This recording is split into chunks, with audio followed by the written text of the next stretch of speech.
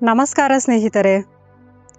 ಭಾರತದ ಸ್ವಾತಂತ್ರ್ಯ ಹೋರಾಟದ ಇತಿಹಾಸದಲ್ಲಿ ಡಾಕ್ಟರ್ BR ಅಂಬೇಡ್ಕರ್ ಅವರ ಪಾತ್ರವನ್ನು ಕೇವಲ ಬ್ರಿಟಿಷ್ ವಿರುದ್ಧದ ಹೋರಾಟದ ದೃಷ್ಟಿಯಿಂದ ಮಾತ್ರ ನೋಡಲು ಸಾಧ್ಯವಿಲ್ಲ. ಅವರು ರಾಜಕೀಯ ಸ್ವಾತಂತ್ರ್ಯದ ಜೊತೆಗೆ ಸಾಮಾಜಿಕ ಸ್ವಾತಂತ್ರ್ಯ, ಸಮಾನತೆ, ಮಾನವ ಹಕ್ಕುಗಳು ಮತ್ತು ಪ್ರಜಾಪ್ರಭುತ್ವಕ್ಕಾಗಿ ಹೋರಾಡಿದರು. ಸ್ವಾತಂತ್ರ್ಯ ಚಳುವಳಿಯಲ್ಲಿ ಅವರ ಪ್ರಮುಖ ಪಾತ್ರವನ್ನು ಈ ಕೆಳಗಿನ ಅಂಶಗಳ ಮೂಲಕ ತಿಳಿದುಕೊಳ್ಳೋಣ. 1. 2 ಬಗೆಯ ಗುಲಾಮಗಿರಿ. ನಿಜ ಹೇಳಬೇಕೆಂದರೆ ಭಾರತ ಆಗ 2 ಬಗೆಯ ಗುಲಾಮಗಿರಿಯಲ್ಲಿ ಸಿಲುಕಿತ್ತು. ಒಂದು ಬ್ರಿಟಿಷರ ರಾಜಕೀಯ ಆಳ್ವಿಕೆ, ಇನ್ನೊಂದು ಶತಮಾನಗಳಿಂದ ಸಮಾಜದೊಳಗೆ ಬೇರೂರಿದ ಜಾತಿ ಗುಲಾಮಗಿರಿ. ಗಾಂಧಿ ಮೊದಲನೆಯದರ ವಿರುದ್ಧ ಹೋರಾಡಿದರೆ ಅಂಬೇಡ್ಕರ್ ಈ ಎರಡನ್ನೂ ಏಕಕಾಲದಲ್ಲಿ ಎದುರಿಸಿದರು. ದೇಶದ ಸ್ವಾತಂತ್ರ್ಯ ಮಾತ್ರ ಸಾಕೆ?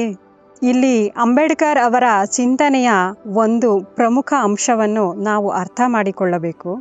ಒಂದು ದೇಶ ಸ್ವತಂತ್ರವಾಯಿತು ಎಂದ ಮಾತ್ರಕ್ಕೆ ಅಲ್ಲಿನ ಪ್ರತಿಯೊಬ್ಬ ವ್ಯಕ್ತಿಯೂ ಸ್ವತಂತ್ರನಾಗುತ್ತಾನೆ ಎಂದು ಹೇಳಲು ಸಾಧ್ಯವಿಲ್ಲ.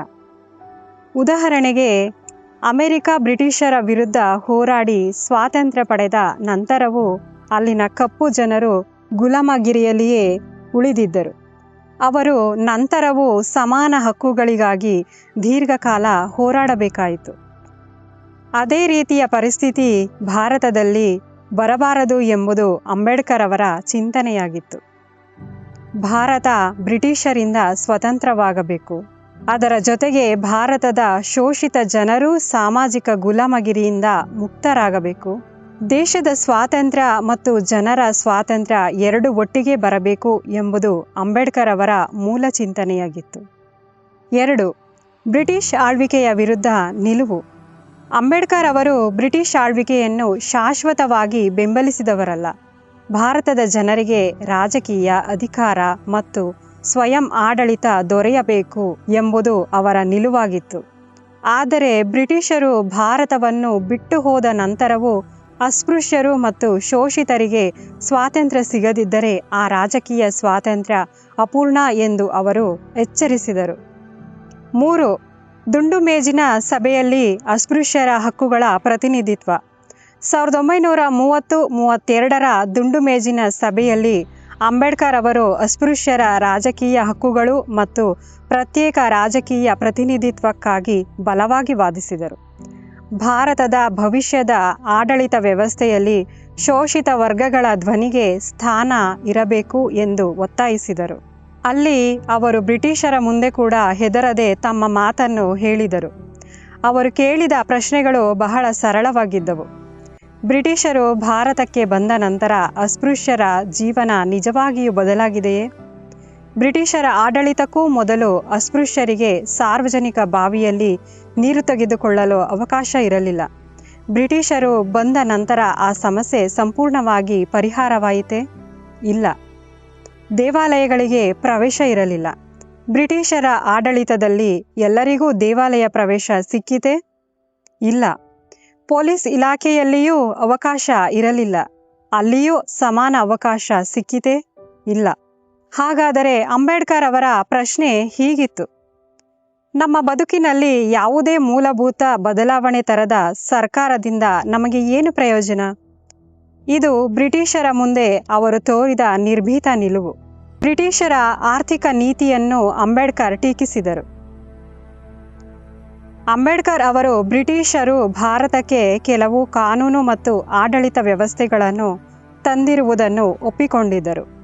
ಆದರೆ ಅವರು ಒಂದು ಮುಖ್ಯವಾದ ವಿಚಾರವನ್ನು ಹೇಳಿದರು: ಮನುಷ್ಯನು ಕೇವಲ ಕಾನೂನು ಮತ್ತು ಸುವ್ಯವಸ್ಥೆಯಿಂದ ಬದುಕುವುದಿಲ್ಲ, ಅವನಿಗೆ ಅನ್ನ ಬೇಕು. ಭಾರತದಲ್ಲಿ ಬಡತನ ಹೆಚ್ಚಾಗಲು ಬ್ರಿಟಿಷರ ಆರ್ಥಿಕ ನೀತಿಯೂ ಕಾರಣವಾಗಿದೆ ಎಂದು ಅವರು ಟೀಕಿಸಿದರು. ಭಾರತವನ್ನು ತಮ್ಮ ವ್ಯಾಪಾರಕ್ಕೆ ಬಳಸಿಕೊಳ್ಳಲು ಬ್ರಿಟಿಷರು ಇಲ್ಲಿನ ಕೈಗಾರಿಕೆ ಮತ್ತು ವ್ಯಾಪಾರದ ಬೆಳವಣಿಗೆಯನ್ನು ಹತ್ತಿಕ್ಕಿದರು ಎಂದು ಅಂಬೇಡ್ಕರ್ ಆರೋಪಿಸಿದರು. ರೈತರು ಮತ್ತು ವ್ಯಾಪಾರಿಗಳ ಮೇಲೆ ಹೆಚ್ಚಿನ ತೆರಿಗೆ ಹಾಕಲಾಯಿತು. ಇದರ ಪರಿಣಾಮವಾಗಿ ಜನರ ಜೀವನದಲ್ಲಿ ಬಡತನ ಮತ್ತು ಸಂಕಷ್ಟ ಹೆಚ್ಚಾಯಿತು ಎಂದು ಅವರು ಹೇಳಿದರು. ಹೀಗಾಗಿ ಅಂಬೇಡ್ಕರ್ ಅವರ ಸಂದೇಶ ಸ್ಪಷ್ಟವಾಗಿತ್ತು. ನಮ್ಮ ಸಮಸ್ಯೆಗಳಿಗೆ ಶಾಶ್ವತ ಪರಿಹಾರ ಬೇಕಾದರೆ ರಾಜಕೀಯ ಅಧಿಕಾರ ನಮ್ಮ ಕೈಗೆ ಬರಬೇಕು. ಸ್ವರಾಜ್ಯವೇ ನಮ್ಮ ಗುರಿಯಾಗಬೇಕು. 4. ಸಾಮಾಜಿಕ ಸ್ವಾತಂತ್ರ್ಯದ ಹೋರಾಟ. ಅಂಬೇಡ್ಕರ್ ಅವರ ದೃಷ್ಟಿಯಲ್ಲಿ ಜಾತಿ ವ್ಯವಸ್ಥೆ ಮತ್ತು ಅಸ್ಪೃಶ್ಯತೆ ಕೂಡ ಒಂದು ರೀತಿಯ ಗುಲಾಮಗಿರಿಯೇ ಆಗಿತ್ತು. ಆದ್ದರಿಂದ ಅವರು ಅಸ್ಪೃಶ್ಯರು ಮತ್ತು ಹಿಂದುಳಿದ ವರ್ಗಗಳಿಗೆ ಶಿಕ್ಷಣ, ಉದ್ಯೋಗ, ರಾಜಕೀಯ ಪ್ರತಿನಿಧಿತ್ವ ಮತ್ತು ಸಮಾನ ಹಕ್ಕುಗಳಿಗಾಗಿ ಹೋರಾಡಿದರು. 5. ಮಹಾಡ್ ಸತ್ಯಾಗ್ರಹ ಮತ್ತು ದೇವಾಲಯ ಪ್ರವೇಶ ಚಳುವಳಿ. 1927ರ ಮಹಾಡ್ ಸತ್ಯಾಗ್ರಹದ ಮೂಲಕ ಸಾರ್ವಜನಿಕ ನೀರಿನ ಮೂಲಗಳನ್ನು ಬಳಸುವ ಹಕ್ಕಿಗಾಗಿ ಹೋರಾಡಿದರು. 1930ರ ಕಾಳರಾಮ ದೇವಾಲಯ ಪ್ರವೇಶ ಚಳುವಳಿಯ ಮೂಲಕ ದೇವಾಲಯ ಪ್ರವೇಶದ ಹಕ್ಕನ್ನು ಪ್ರಶ್ನಿಸಿದರು. ಇವು ಸ್ವಾತಂತ್ರ್ಯ ಹೋರಾಟದ ಸಾಮಾಜಿಕ ಆಯಾಮವನ್ನು ಬಲಪಡಿಸಿದ ಪ್ರಮುಖ ಚಳುವಳಿಯಾಗಿವೆ. 6. ಪೂನಾ ಒಪ್ಪಂದ. 1932ರಲ್ಲಿ ಪ್ರತ್ಯೇಕ ಮತದಾರ ಕ್ಷೇತ್ರಗಳ ಪ್ರಶ್ನೆಯಲ್ಲಿ ಅಂಬೇಡ್ಕರ್ ಮತ್ತು ಮಹಾತ್ಮ ಗಾಂಧೀಜಿ ನಡುವೆ ಭಿನ್ನಾಭಿಪ್ರಾಯ ಉಂಟಾಯಿತು. ಇದರ ಪರಿಣಾಮವಾಗಿ ಪೂನಾ ಒಪ್ಪಂದ ನಡೆಯಿತು. ಇದರ ಮೂಲಕ ಅಸ್ಪೃಶ್ಯರಿಗೆ ಶಾಸನ ಮಂಡಳಿಗಳಲ್ಲಿ ಮೀಸಲು ಸ್ಥಾನಗಳ ವ್ಯವಸ್ಥೆ ರೂಪುಗೊಂಡಿತು. 7. ಕಾರ್ಮಿಕರ ಹಕ್ಕುಗಳು. ಅಂಬೇಡ್ಕರ್ ಅವರು ಕೇವಲ ಶೋಷಿತರ ಸಮಸ್ಯೆಗಳಿಗಷ್ಟೇ ಸೀಮಿತರಾಗಿರಲಿಲ್ಲ. ಕಾರ್ಮಿಕರ ಕೆಲಸದ ಅವಧಿ, ವೇತನ, ಸಾಮಾಜಿಕ ಭದ್ರತೆ ಮತ್ತು ಕಲ್ಯಾಣದಂತಹ ವಿಷಯಗಳಲ್ಲಿಯೂ ಅವರು ಕೆಲಸ ಮಾಡಿದರು. ವೈಸರಾಯ್ನ ಕಾರ್ಯಕಾರಿ ಮಂಡಳಿಯಲ್ಲಿ ಕಾರ್ಮಿಕ ಸದಸ್ಯರಾಗಿದ್ದ ಅವಧಿಯಲ್ಲಿ ಅವರು ಕಾರ್ಮಿಕ ಕಲ್ಯಾಣ ಕಾರ್ಯಕ್ರಮಗಳಿಗೆ ಕೊಡುಗೆ ನೀಡಿದರು. 8. ಸ್ವಾತಂತ್ರ್ಯದ ನಿಜವಾದ ಅರ್ಥ. ಅಂಬೇಡ್ಕರ್ ಅವರ ದೃಷ್ಟಿಯಲ್ಲಿ ಸ್ವಾತಂತ್ರ್ಯ ಎಂದರೆ ಕೇವಲ ಬ್ರಿಟಿಷರಿಂದ ಅಧಿಕಾರವನ್ನು ಪಡೆಯುವುದಲ್ಲ. ಪ್ರತಿಯೊಬ್ಬ ಭಾರತೀಯನಿಗೂ ಸಮಾನ ಹಕ್ಕು, ಗೌರವ, ಅವಕಾಶ ಮತ್ತು ನ್ಯಾಯ ದೊರೆಯುವುದು ನಿಜವಾದ ಸ್ವಾತಂತ್ರ್ಯ. 9. ಸಂವಿಧಾನದ ಮೂಲಕ ಸ್ವಾತಂತ್ರ್ಯಕ್ಕೆ ಶಾಶ್ವತ ರೂಪ. ಸ್ವಾತಂತ್ರ್ಯದ ನಂತರ ಸಂವಿಧಾನ ರಚನಾ ಸಮಿತಿಯ ಕರಡು ಸಮಿತಿಯ ಅಧ್ಯಕ್ಷರಾಗಿ ಅಂಬೇಡ್ಕರ್ ಮಹತ್ವದ ಪಾತ್ರ ವಹಿಸಿದರು. ಸಂವಿಧಾನದ ಮೂಲಕ ಸ್ವಾತಂತ್ರ್ಯ, ಸಮಾನತೆ, ನ್ಯಾಯ ಮತ್ತು ಭ್ರಾತೃತ್ವದ ಮೌಲ್ಯಗಳಿಗೆ ಕಾನೂನುಬದ್ಧ ರಕ್ಷಣೆ ದೊರೆಯುವಂತೆ ಮಾಡಿದರು. ಕೊನೆಯದಾಗಿ, ಭಾರತದ ಸ್ವಾತಂತ್ರ್ಯ ಹೋರಾಟದಲ್ಲಿ ಅಂಬೇಡ್ಕರ್ ಅವರ ಕೊಡುಗೆ ವಿಶಿಷ್ಟವಾದದ್ದು.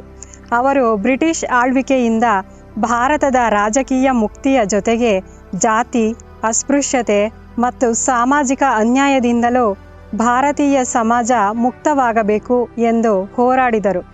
ಆದ್ದರಿಂದ ಅಂಬೇಡ್ಕರ್ ಅವರ ಸ್ವಾತಂತ್ರ್ಯ ಹೋರಾಟವನ್ನು ರಾಜಕೀಯ ಸ್ವಾತಂತ್ರ್ಯದ ಜೊತೆಗೆ ಸಾಮಾಜಿಕ ಸ್ವಾತಂತ್ರ್ಯಕ್ಕಾಗಿ ನಡೆದ ಹೋರಾಟವಾಗಿದೆ. ಜೈ ಭೀಮ್, ಜೈ ಸಂವಿಧಾನ್. ಎಲ್ಲರಿಗೂ ಧನ್ಯವಾದಗಳು.